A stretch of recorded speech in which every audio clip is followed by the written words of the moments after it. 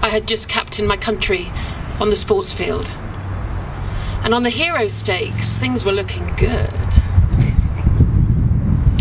But I was running on fumes, profoundly empty and short of hard drugs, engaging in every self-destructive behaviour that you might name. I remember the bell.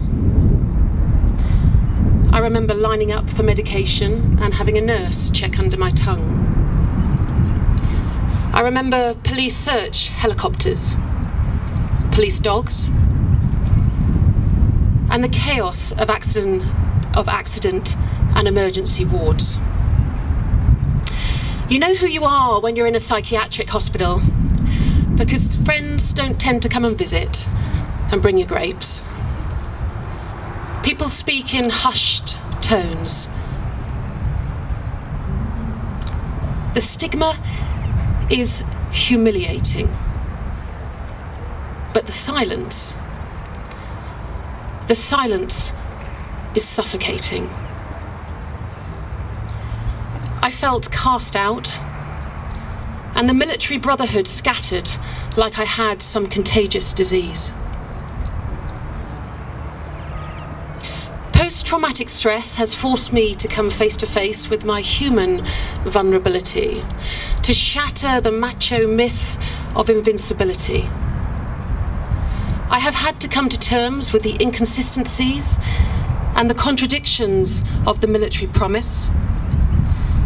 I have had to come to terms with the grief, the loss, the anger, and the shame. Fast forward 20 years, and it's safe to say that things haven't quite gone to plan. But I am now renewed with a new sense of purpose. My purpose today is to share my story, to help break the stigma, to help raise awareness. My hope today is that we learn to better work together with our strategic partners across international boundaries, to share research, to share best practice,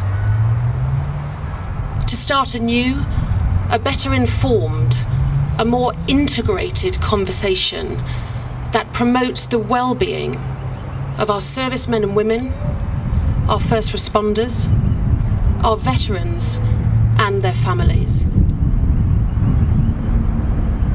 It is an absolute honour and a privilege to be across the other side of the world with you here today. Thank you.